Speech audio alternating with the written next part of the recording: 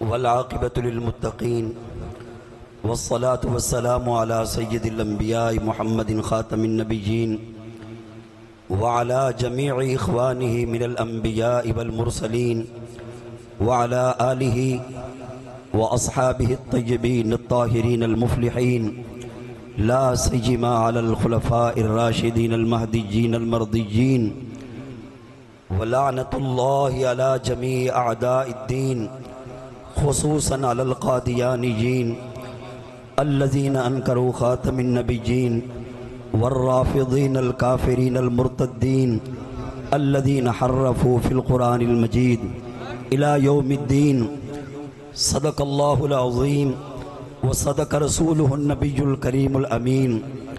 حاضرین محترم، سامعین مکرم، آپ جانتے ہیں ختم نبوت حضور اکرم نور مجسم شفیع معظم تاجدار عرب و عجم صاحب جود و کرم ہادی عالم صلی اللہ علیہ وسلم کی خصوصیت ہے، اس لیے صحابہ کرام سے لے کر پاکستان کے علماء تک سب نے اس کے اوپر تقریری طور پر بھی تحریری طور پر بھی خصوصی طور پر کام کیا ہے۔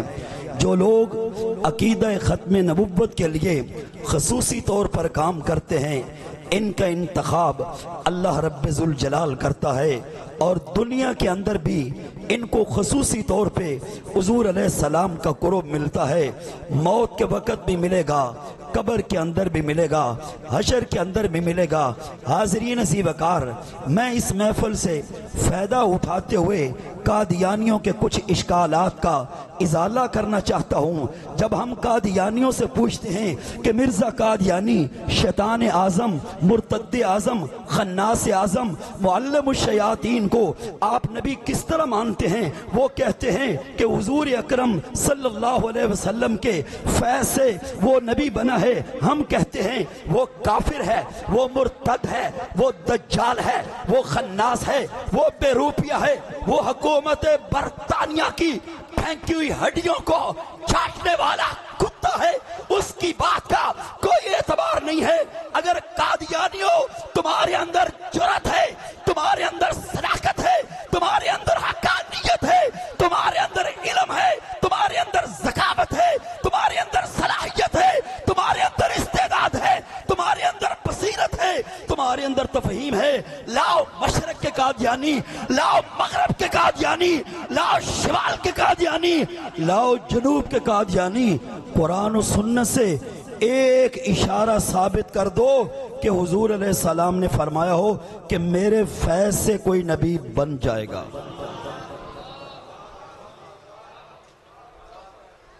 مرزا قادیانی کو کیسے نبی بناتے ہو؟ او جی حضور علیہ السلام کے فیض سے وہ نبی بنا۔ ہم کہتے ہیں وہ کافر ہے، وہ مرتد ہے، وہ دجال ہے، وہ زندیق ہے، وہ حکومت برطانیہ کی پھینکی ہوئی ہڈیوں کو چاٹنے والا بدبودار کتا ہے۔ اس کی بات قابل قبول نہیں ہے۔ اگر تمہارے اندر جرأت ہے اور علمی ملکہ اور علمی استعداد ہے، اٹھو قرآن حکیم کی 6666 آیات سے ایک اشارہ ثابت کر دو، امام کائنات کا ایک اشارہ ثابت کر دو کہ آپ نے فرمایا ہو کہ میرے فیض سے میری امت کے اندر ایک نبی بن جائے گا۔ قادیانیوں کی یہ بات سوالات پیدا کرتی ہے۔ مجھے بتاؤ وہ کون سا فیض ہے جو صدیق اکبر کو نہ مل سکا؟ وہ کون سا فیض ہے جو عمر فاروق کو نہ مل سکا؟ اور کون عمر جو اسلام کی عزت بن کے آیا؟ کون عمر جو اسلام کا شباب بن کے آیا؟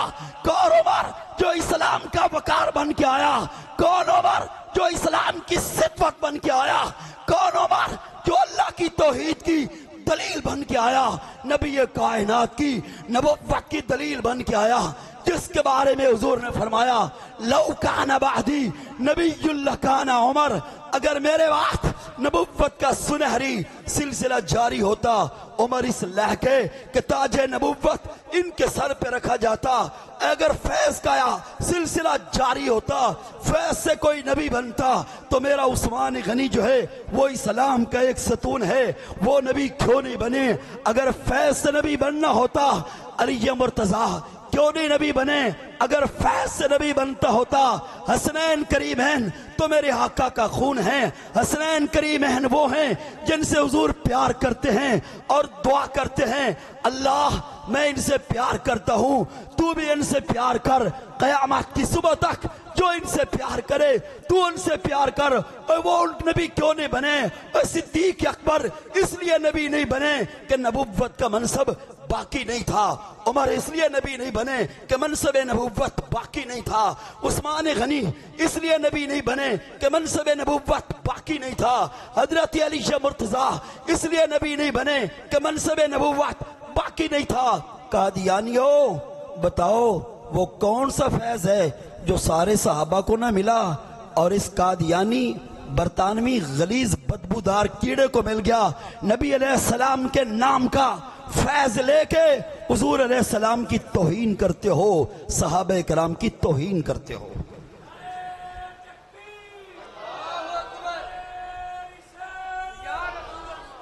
منصب نبوت وہبی ہے، بولو منصب نبوت وہبی ہے، کسبی نہیں ہے، کسبی نہیں ہے۔ نبی کو نبی نہیں بناتا، سارے انبیاء کو شان نبوت دینے والا، عظمت نبوت دینے والا، منصب نبوت دینے والا اللہ رب ذوالجلال ہے۔ اللہ اعلم حیث یجعل رسالتا، اللہ یصطفی من الملائکۃ رسل ومن الناس الی آخرہ، ان اللہ اصطفیٰ آدم و نوحا و آل ابراہیم الی آخرہ۔ تمہاری اس بات کا رد ہو گیا۔ آگے ایک طبقہ کہتے ہیں جی وہ مرزائی کلمہ پڑھتے ہیں، مرزائی نماز پڑھتے ہیں، مرزائی روزہ رکھتے ہیں، مرزائی حج کرتے ہیں۔ سنو، کلمے کی بنیاد نبوت ہے، نماز کی بنیاد نبوت ہے، روزے کی بنیاد نبوت ہے، زکوٰۃ کی بنیاد نبوت ہے، عقائد کی بنیاد نبوت ہے، اعمال کی بنیاد نبوت ہے۔ قادیانیوں جب تمہاری نبوتی چھوٹی ہے تو تمہارے کلمے کا اعتبار کوئی نہیں ہے، تمہاری نماز کا اعتبار نہیں، تمہارے روزے کا اعتبار نہیں۔ اگر اس کے باوجود تم نماز روزے کی بات کرتے ہو تو یہ دھوکہ دیتے ہو۔ یہ ان طالب علموں سے فائدہ اٹھاتے ہوئے آخری بات، کوئی ہم سے پوچھے کہ نبوت کی تاثیر کیا ہوتی ہے، ایک دفعہ بولو کہ طالب علم بھائیو نبوت کی، بولیے نبوت کی تاثیر کیا ہوتی ہے؟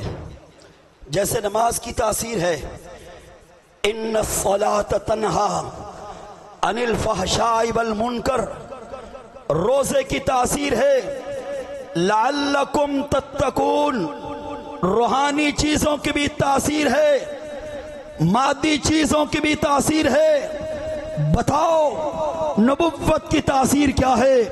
نبوت کی تاثیر یہ ہے، نبوت اپنے ماننے والوں کو آخرت میں نجات کی ضمانت دیتی ہے۔ بولو نبوت اپنے ماننے والوں کو آخرت میں نجات کی ضمانت دیتی ہے۔